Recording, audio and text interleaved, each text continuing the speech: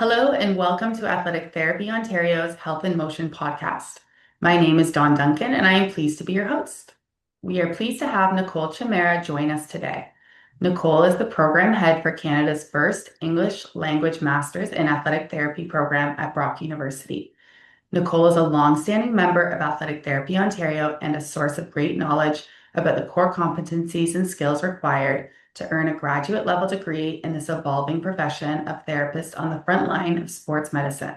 Welcome, Nicole. Thank you. I appreciate the opportunity to be here. So I'm the graduate program director for the Master of Athletic Therapy program here at Brock University. My job is really overseeing the full program, the curriculum, the experiential education portions, the faculty that we have here as well. I think it's the opportunity to really have some influence over maybe changing a little bit of the dynamic around athletic therapy here in Canada, and as well as some approaches to clinical education that allow for growth of students in their clinical decision making and practice of their skills. So let's talk a little about Brock University and athletic therapy history. Brock University has a long and proud relationship with athletic therapy, stemming from its very busy athletics clinic, which has been led by seasoned ATs for years. In fact, Ontario AT Association champion Joe Kenny's has a 50-year history at the clinic. His experience as a student volunteer then propelled him into the AT profession and captures wonderful stories of the depth and warmth of the AT community rooted in St. Catharines. Why did Brock University decide not to start an undergraduate athletic therapy program, but instead take the plunge to be the first master's level athletic therapy degree program in Ontario? So I think it kind of has a couple parts to it. For me, when I first started at Brock in 2018, we were kind of starting to investigate a potential AT program here after about 2 years of me being here.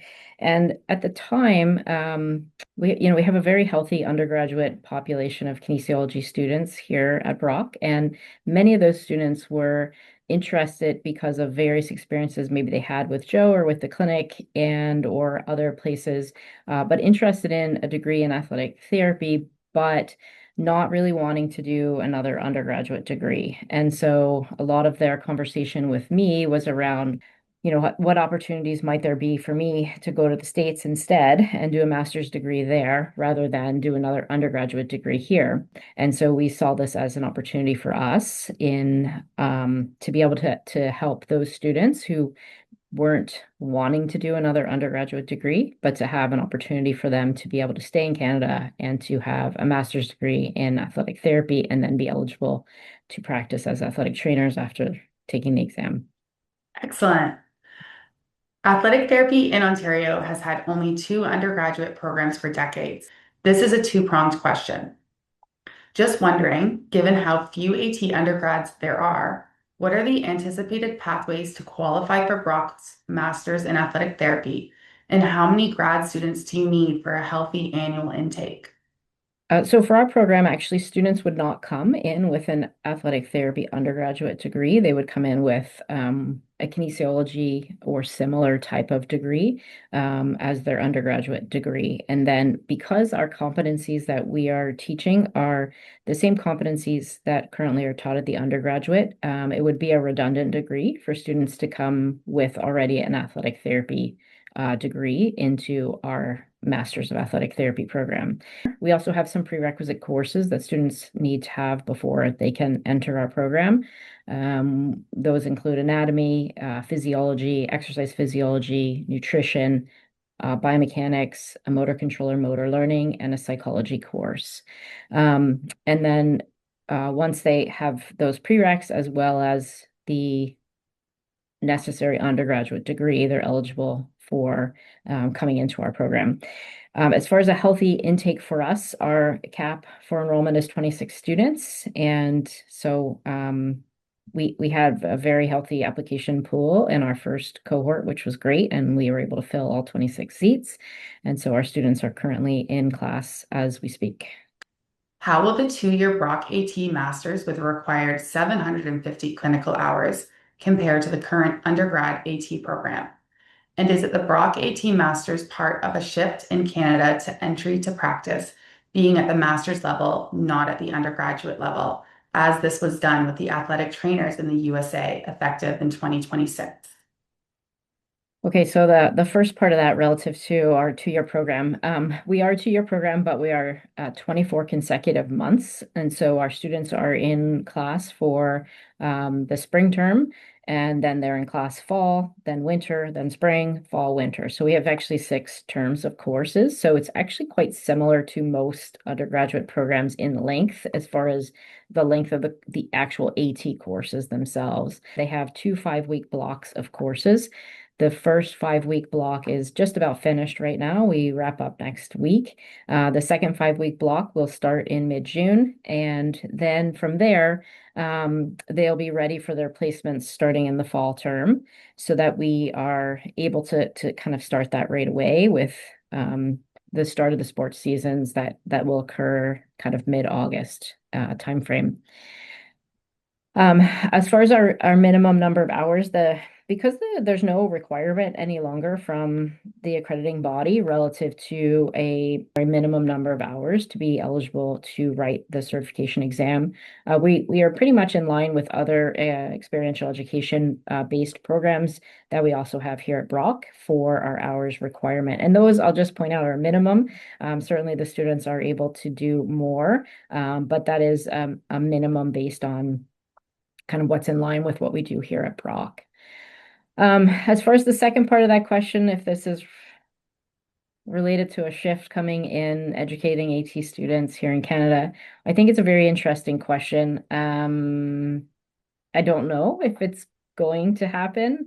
At this point, the accreditation did announce that they're leaving the entry to practice degree at a minimum of a bachelor's level right now.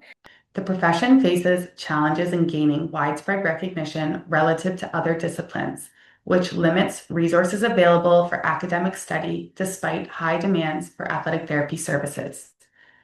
Do you expect the Brock U Masters in Athletic Therapy will be enough to start generating Canadian-based research relevant to the practice and outcomes of athletic therapy treatment? And will you be purposefully generating AT research as either dissertations or capstone projects? I think this question is very important for us to really start to think about, because if we don't have good evidence around our practice, then it does limit knowledge around the skill set that athletic therapists have. So I think that's a really important piece to start with.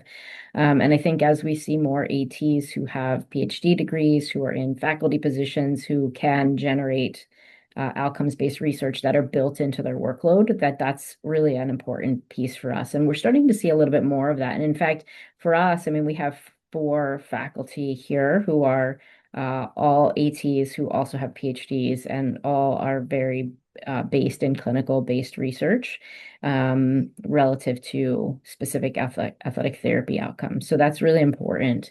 And as far as will our program be enough? I think it's a starting point. I'm not sure that it's going to solve everything, but I think we're on the right track. We are being purposeful, though, for our students. One of the things that we teach our students, and in any healthcare field, is that it's really important to be evidence-informed clinicians. And so, but we don't necessarily always teach them how to be an evidence-informed clinician. And so I think it's really important for our educational programs to help develop those skill sets to be evidence-informed clinicians, just like we develop any other skill set, whether it's taping or it's bracing or it's first responder or it's therapeutic interventions and rehabilitation.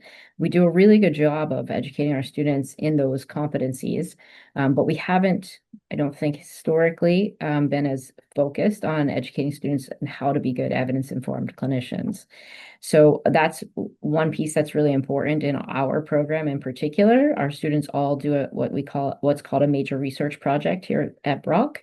It's not the exact same as a thesis as far as requirements go, but it would be a larger scale project than, say, like an undergraduate honors thesis. So for our students, they will engage in a course in the second spring term of the program, in which they'll learn about clinical research in athletic therapy.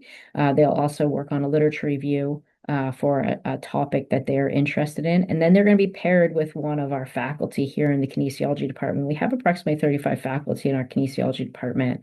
So they'll be paired with a faculty member who has research expertise in an area for which the student is most interested in studying, and then develop a research project for which they'll then work with that faculty supervisor over the subsequent year in order to complete their research project. And the end product there is a manuscript style thesis is what we're calling it. So basically they'll identify a journal for which their research would fit most appropriately, and then they'll use the journal's author guidelines to write their final research paper. And, hopefully we have some of those that are the potential to be published. And so that really is the goal kind of as we move through this process. So our students will all present at the Mapping New Knowledge Conference. And then we'd also like to see them apply for, international and national conferences for being able to disseminate their research as well. Athletic therapy is not a statutorily regulated profession in Canada. There is no legislatively defined AT scope of practice, and ATs have no access to controlled acts such as acupuncture. The scope of practice gap is growing significantly between regulated physiotherapists, particularly Ontario PTs, as their expanded scope now includes communicating diagnoses, performing x-rays, and authorizing a range of diagnostic tests. So the question is, are you concerned that graduating ATs at a master's level may only price them out of the market given the lack of regulation? I actually think the contrary. I think that us moving to a master's degree allows us to be more on par with our analogous health professions. And I hope that it can have some role in helping to drive regulation. I think that's one of the biggest challenges that we face here, coming from a heavily regulated country with athletic training in the States, to not have regulation here. There's oftentimes individuals who represent themselves in a light that appears to be an athletic therapist without necessarily having the appropriate education and training and necessary assessment to make sure that they have the skill set to be able to perform those skills. And so until we can get to some title protection and some regulation for the practice, I think that's our biggest limiting factor. Does Brock University have a message to any AT or to kinesiology and health science students about why they should consider the Brock AT's masters? So I think some big takeaways for our program are that we have again the faculty that we've brought in here represent a variety of different provinces, and so we bring the ability of having kind of this opportunity to have reach into many different areas, and have faculty who have had opportunities that may look and feel similarly and may look and feel differently than each other's. And so we bring a lot of diversity to our ability to educate the students from that standpoint. So I think that's really important. And I also think the big takeaway is our emphasis on making sure that our students are really, really well prepared so that when they go out for their placements, that they are well prepared and have good skill set to be able to act as ATs, student athletic therapy students with their supervision. Our program does require 100% supervision from their clinical placements. So I think that's something else that's unique in some level to our program. We do also have an immersive placement, which is our final placement. And so that is also unique to our program. So in the immersive placement, the students do not have any other in-person classes during that time. Well, thank you so much for your time today, Nicole. It sounds exciting and like a wonderful opportunity. And I've really enjoyed hearing all about the uniqueness of the program. And it sounds very promising for future athletic therapy in Ontario. Well, thank you very much, Dawn. I appreciate the opportunity to be here and to be able to speak on behalf of our program. And yeah, thanks.